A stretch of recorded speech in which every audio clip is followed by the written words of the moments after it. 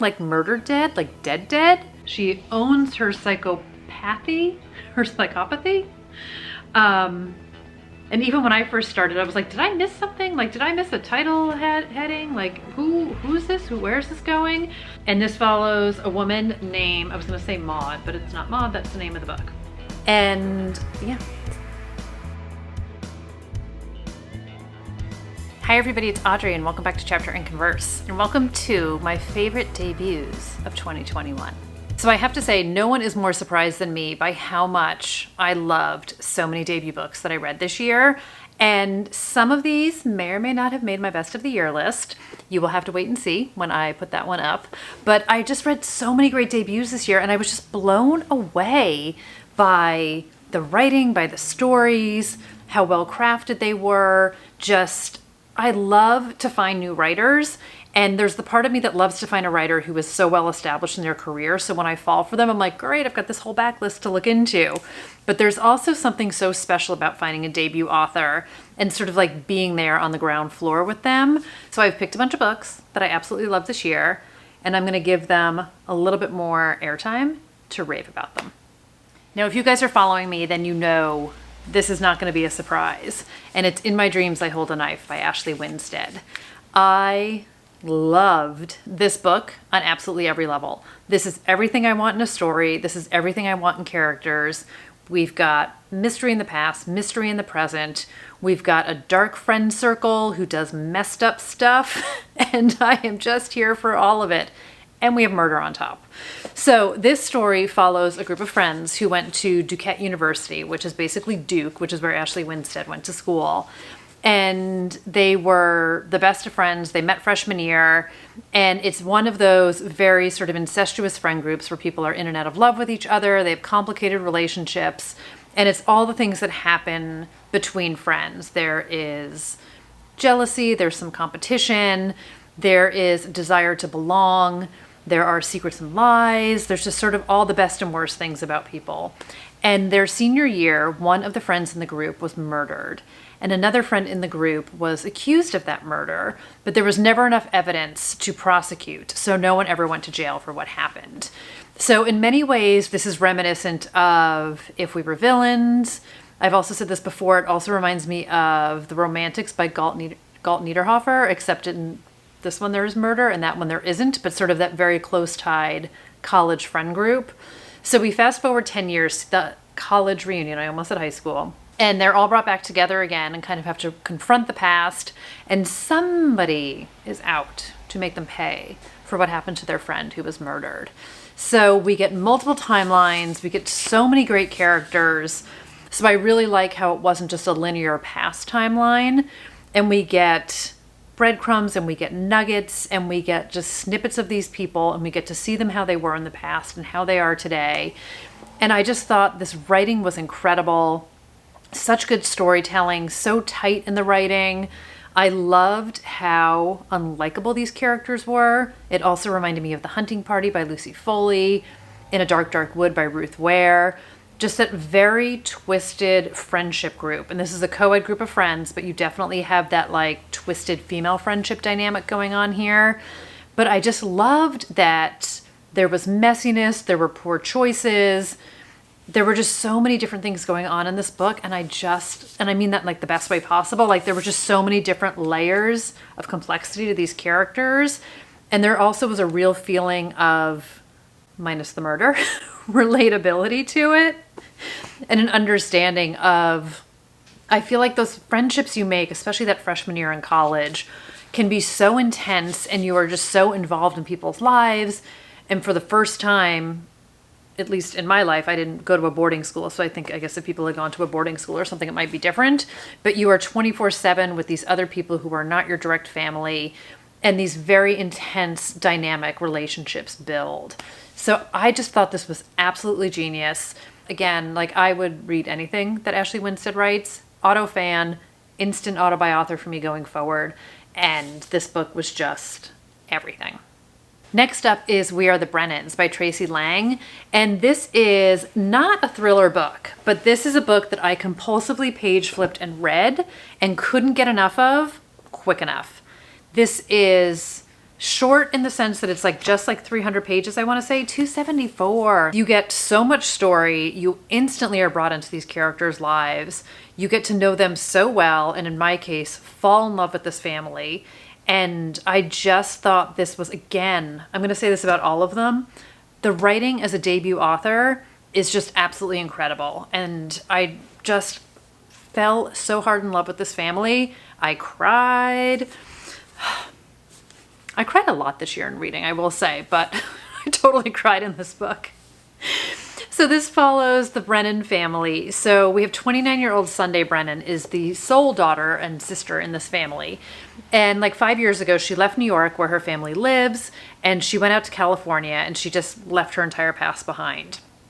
So when the book opens up, she is actually in a very bad drunk driving accident, and she's very critically injured. And one of her brothers goes out to California to get her. She cannot be on her own. She can't function on her own. And sort of this perfect, amazing life that she had led her family to believe she was living was very far from the truth. So her brother brings her back to New York to recover. But when she comes back, she has to confront everything she left behind, including that ex-fiancé of hers. So we get to see the past and the present, not in dual timelines, but how the past is woven into the story.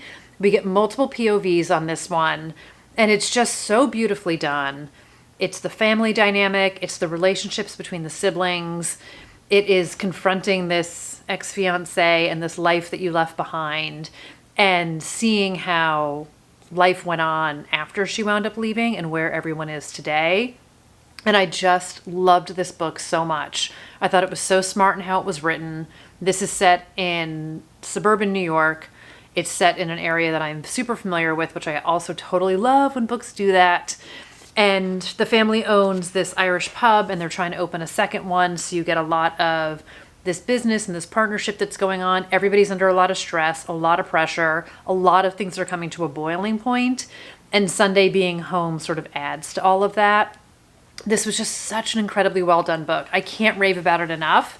I was blown away when I read it. Again, I did not expect to love this book as much as I did, and it completely took me by surprise by how much I loved it.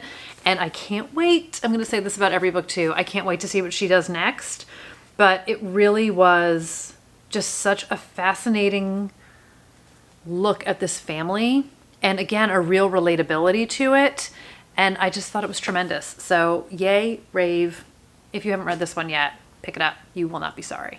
One of my most anticipated debuts of this year, which did not let me down, is Amanda J. Atisa's My Sweet Girl.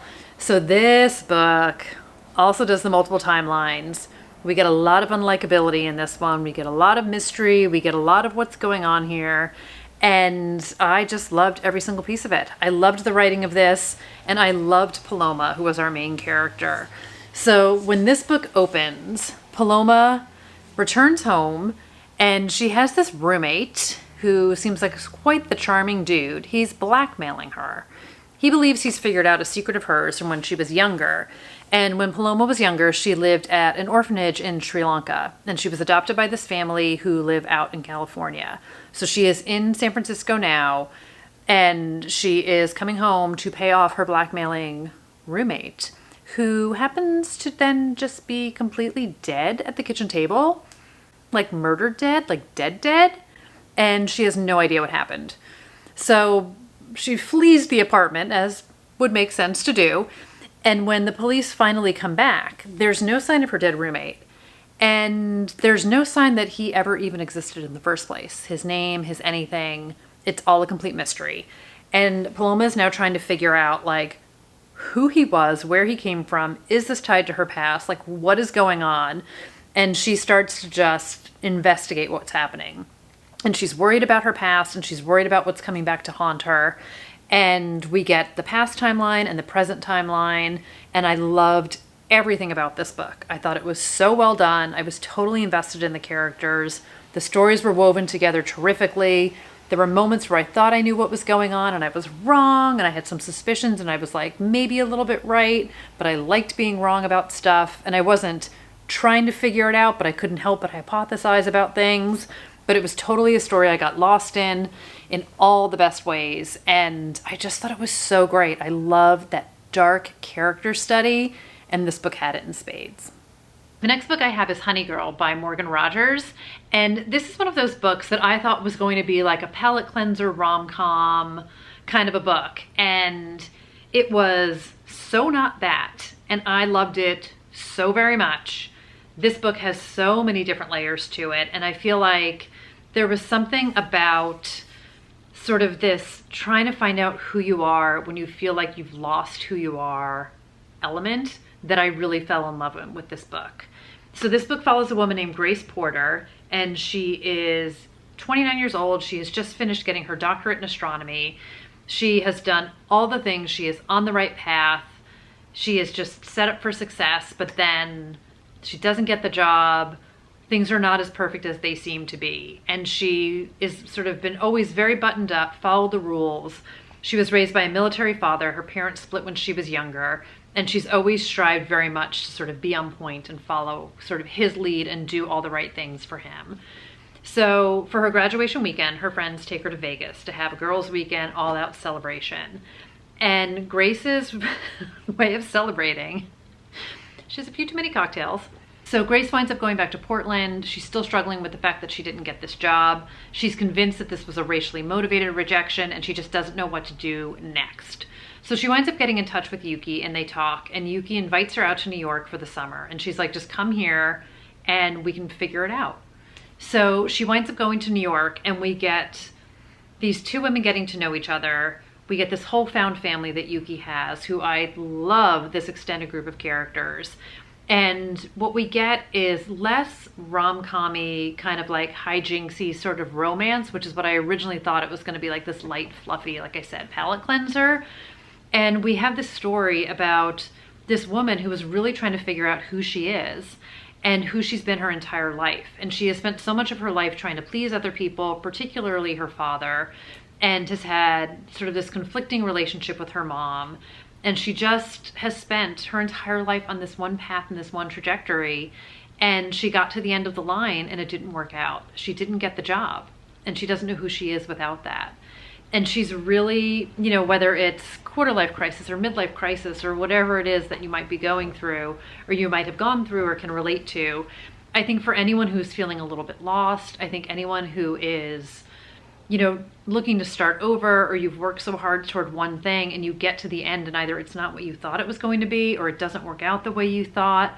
And her whole identity has been wrapped up in getting this degree and being in school and getting her doctorate and being the astronomer. And without it, she doesn't know who she is. And she has lived in Portland, like I said, and she's been trying to live up to her dad's expectations. And without all of that hanging over her, she literally doesn't know who she is anymore, or what she wants, or what the right next step is for her. So it's really a book about her discovery and her finding her place in the world. And I loved it. This book was 1,000% not what I thought it was going to be going into it. And this was a case of not as advertised, and it worked out so well for me because there was so much in this book that I loved and remember and will think about, whereas if it was just like a fluffy rom-com, it might have been a book that I'm not even remembering at this stage of the game that I read this year. But so much of what this book had resonated with me, and I just loved it so much. And I think it was just sort of that feeling of a year of really feeling untethered and lost after a year of feeling kind of untethered and lost. It really just hit home for me in so many different ways. I very much enjoyed the writing. I cried when I was reading this. I love the relationship between Grace and Yuki. And again, their found family and the friendships and like sort of Yuki's like broader community and her roommates and all of that were just so great. So I just loved the entire concept of this book, and I thought it was tremendous. I just absolutely did. So well done, and just such a fan. Another book that does a tremendous job of that dark and messed upness that I love is Vera Kurian's Never Saw Me Coming.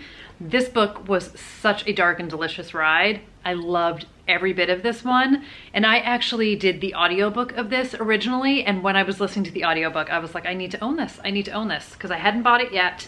And I had to pick it up because I needed to have it in my life. And I am so happy about it. So I did have a couple people say when I had talked about reading this book that they had a hard time getting into it. I would highly recommend the audiobook because we get multiple points of view, we get multiple narrators, And it's really a well done book, and it feels like it moves very quickly with the audio. I have not gone back to reread this yet, so I will be curious if it has the same pace feeling when you're reading it, but the audiobook definitely moved at a quick clip, and I loved it. And I loved the literal voice and how the inflections could change certain things or sort of give different meaning to things. And I always enjoy that part about an audiobook where you're getting it in a completely different way. And in this book in particular, it totally worked for me. So I don't know if everybody could pick up on like the same sort of dark humor and sarcasm and sort of snark to it just by reading it, but definitely the audio was tremendous. So this one is about a girl named Chloe.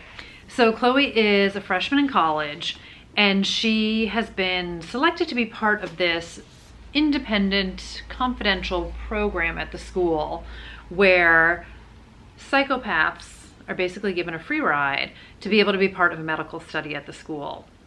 And Chloe's totally down for that. She owns her psychopathy, psychopathy?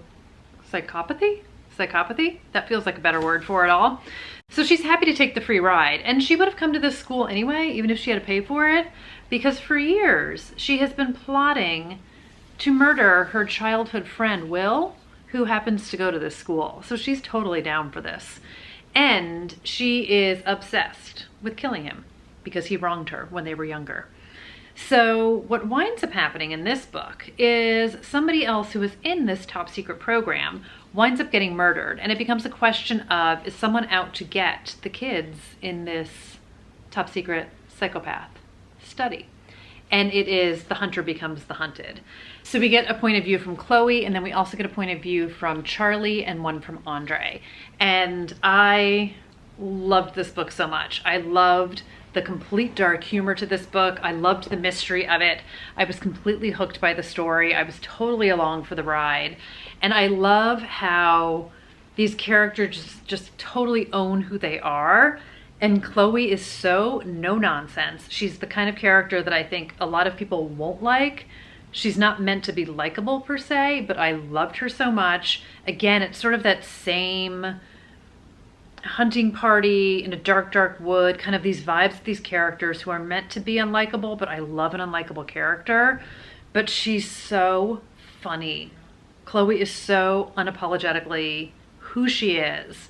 And I just think it's absolutely amazing. And every time she calls Charlie Charlie Bear, I was like dying on the inside. And again, I think this is where like in part the audiobook really comes into play. But I just love the dynamics between the characters. I loved the unraveling of the mystery. So we have sort of what's going on with Chloe and her mission to kill Will. And then we have the story of what is going on at the university and other people in their lives being at risk. So I just thought it was so incredibly well done. Vera Kurian as an author is so fascinating to me. I did the thing where I went down the rabbit holes and I watched tons of interviews with her and got a very interesting insight to her writing as well as to her view on the book and her history. So she is, I want to get it right, she has a PhD in social psychology. There's so much fact-based information in this and science in this, but not in a beating it over your head kind of a sciencey way. But it's so well researched, it's so well thought out. And one of the comments she had made in an interview I watched with her, which I loved, is that she is someone who writes from character. She is not someone who figures out the twist and writes from that. And it's not a bad thing to do. I love me a good twist. But she comes at this not from the perspective of like, I'm not trying to trick people. If people figure it out, people figure out the mystery, like I'm okay with that. I'm giving you all the clues along the way so that you could figure it out. But I'm here to tell a story and I'm here to talk about characters. And I really love that. So there are great things happening in this book, but I never felt like the rug was pulled out from underneath me. I never felt like the book didn't play fair. I am fine with a big epic twist. I'm not fine with a book that doesn't play fair though.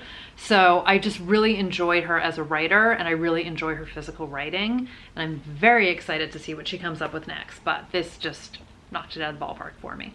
Another book that I was so excited about this year that didn't disappoint is Every Last Fear by Alex Finlay.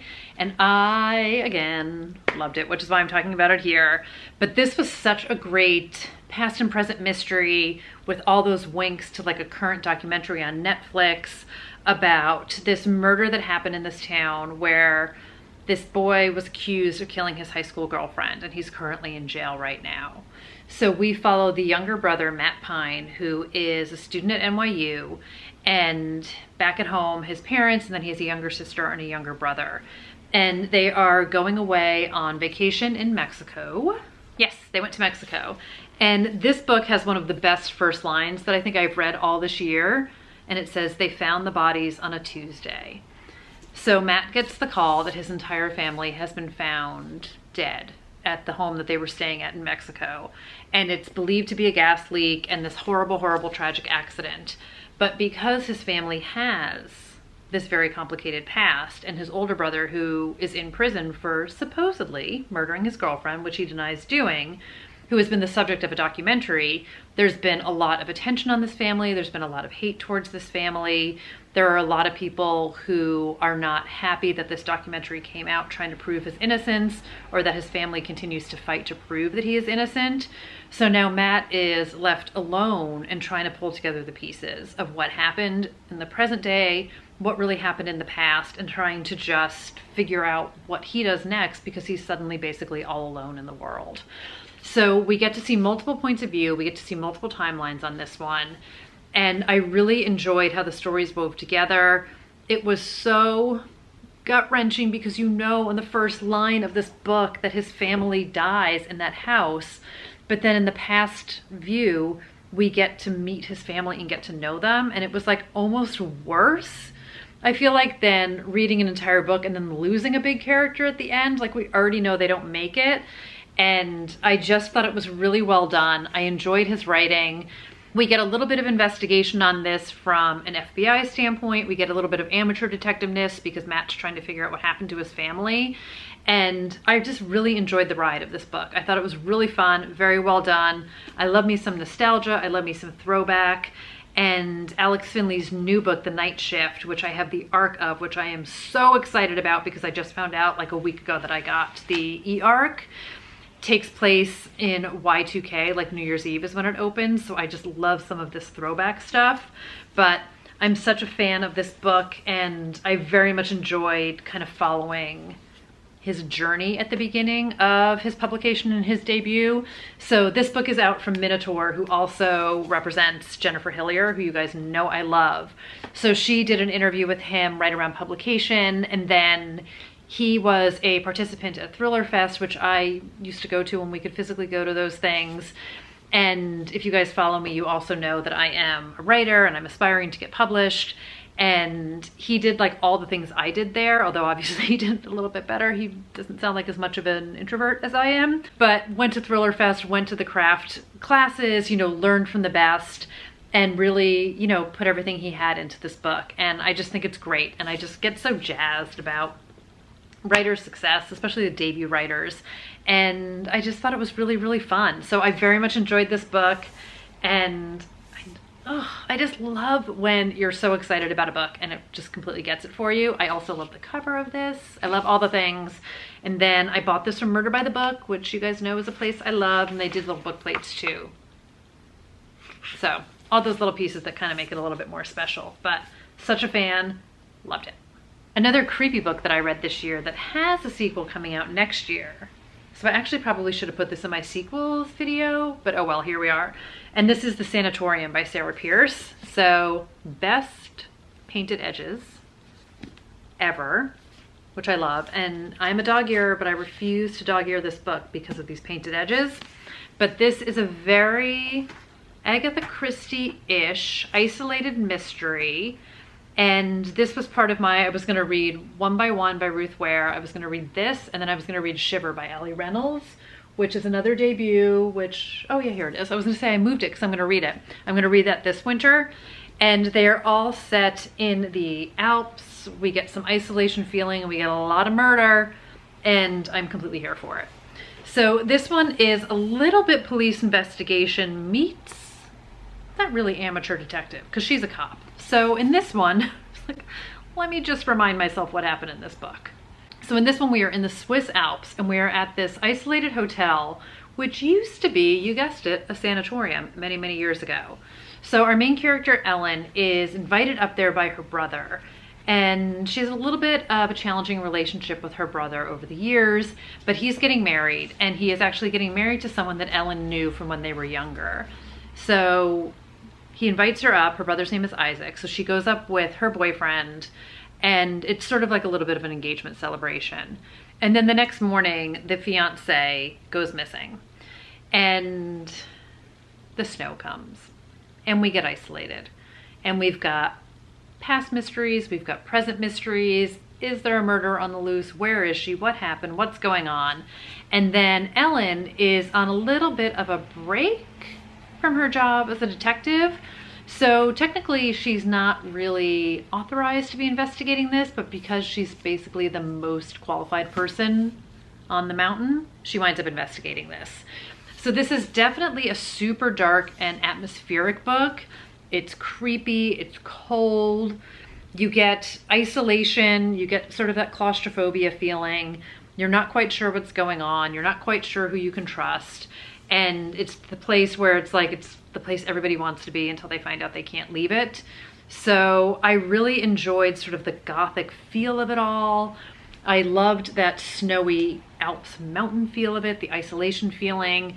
And then, like I said, there's going to be more to this series coming out 2022. So I'm very excited for that. But I really liked it. I really liked sort of the dark character study in this and the complications of Ellen as a character and what she was going through and the secrets that she was holding on to and her past and sort of what led up to where she is today. And then also the complicated relationship with her brother and her family. And I just thought it was really, really well done. So I enjoyed the writing. It's a very slow burn. It wasn't page-turner thrillery, which I was fine with. And I had a really good time with it. So I'm a big fan. Cheers to her. This book was everywhere. Like, this book completely blew up this year. So props to her for just writing this amazing book. And I just love this cover so much. This is the UK, I was gonna say version, UK cover. I'm having a hard time holding it up, but I just love it so much. It's so beautiful. Definitely one of my most beautiful books. The next book I have, I still have a complicated relationship with, and it's not the book's fault. It's the fault of the reviewer who ruined it for me. And it's Who is Maud Dixon by Alexandra Andrews. So this was the book I was reading to get me out of epic slump number 2 this year. And I was totally loving it, and I was totally into it. And I was scrolling book reviews on Instagram. I wasn't even trying to like scroll book reviews. I was actually like watching people's stories, and somebody spoiled the twist in this book in their story. And it just, I was like 60% into the book, and I would be lying if I said it didn't ruin the rest of the book for me, because it did. But I am pulling that away from this conversation because it doesn't diminish the fact that this was such a well done book. And up until that point, I was wholly invested. And even though I knew the thing, I still very much enjoyed this book, and I appreciate how well written this was and what a good story this was. So this is another book that has, I feel like, a little bit of slow burn feeling to it. And this is a book that you just want to go into blind. Like, don't even do this. Just read it. Just read it. So this book follows a woman named Florence who was working in this low-level publishing job at the beginning of the book. And she winds up leaving that job to go work for an author who writes under the moniker Maud Dixon, but whose identity is completely secret. And that is basically all you want to know. Don't learn anything else about this book. We get some publishing, we get some secrets, we get some mystery, we get some time in New York, and then we take a trip and we go to Marrakesh, and it is super atmospheric, and you can feel the heat, you can feel the sand, you can feel all the vibes of that. It opens when we're in New York, and it's like it's cold and it's wintry, so you can feel all of that vibe as well. So definitely a good book to read in the winter, because I feel like you open it up and you're like, oh, it's so cold. And then Florence gets to go on this trip and it's so not cold, but man, is it messed up. So I very much enjoyed this book. I really enjoyed her writing. I thought it was smart. I thought it was well done. Again, we get some, some dark people and some messiness, and I feel like there's so many other things I could say about this book, but I don't want to say anything that's going to give it away. It just was a really good ride. I enjoyed the twists and turns of it all, and I dog-eared it a whole bunch, you guys. I hate to say I dog-eared less at the end, but I did. I'm just kind of looking at it. Maybe because I knew, but I don't want to hold anything against Alexandra Andrews or what she did in this book, and I'm not. I'm absolutely not. Very well done, very much deserves a spot on this list, and that's why it's here. The next book I have is The Other Black Girl by Zakiya Dalila Harris. And this is a book that is set in the publishing industry. And I do think to a degree this book suffered from being pitched wrong because people were saying thriller. And I think a lot of people went into this thinking it was going to be this fast-paced, page-turny kind of a mystery. And it wasn't. So there is mystery elements to it. There are horror elements to it. There's contemporary elements to it. And it's definitely got a bit of a slow burn vibe to it. And I very much enjoyed this book. And it was also pitched as Devil Wears Prada meets Get Out. And there is an element of that to it as well, but with so many other levels and layers to it. So this book follows a woman named Nella, and she is 26. She's an editorial assistant at this publishing company in New York. And she is one of very few Black people who work at this company. And she gets really excited when another assistant named Hazel is hired, and Hazel is the other Black girl. And Nella is like, finally, somebody I can connect with, somebody who's gonna understand the struggles I have here, someone I can talk to, someone who's gonna relate to me on a level that nobody else here can relate to. And out of the gate, the two girls really hit it off. They form a friendship. But then kind of very quickly after that, some weird things start to happen, including Nella getting these notes on her desk. So Wagner is the name of the publishing company, and she's getting notes that are warning her to leave Wagner. And she's trying to figure out what's going on. So we have this very interesting look at the publishing industry. We get multiple points of view from other women, but we don't quite know who they are. So this book definitely has a focus on diversity in the workplace, or the lack thereof. And it says it brims with the cringy, all too real struggles of being a Black woman in a largely white industry, but will also resonate with anyone who's ever felt manipulated or outmaneuvered, threatened, or overlooked. So I do think that if you have ever worked in an office environment, there's a lot of the dynamics that are at play in an office that you will like appreciate or understand or recognize. And again, I thought the writing was really well done. I'm very curious to see what she writes next. And I totally enjoyed this one, but just don't expect fast-paced, page-turny thriller. Slow burn, dark, little horror-y, little mystery. Like I said, some contemporary, past and present timelines, some relationship stuff, some family stuff. There's a lot of levels and layers to this book, and they're all just woven together really, really wonderfully. So that's gonna do it for my favorite debuts of 2021. Let me know what I'm missing, guys. I'm sure I'm missing a lot of them. But let me know what your favorite debut of this year was, if you've read any of these, if you are gonna be tuning in to what comes next from these authors. And thank you for tuning in today. I didn't even plan that, but thank you for tuning into this video today and hanging out and spending some of your time here with me. And I will see you guys in another video really soon. Bye, everybody.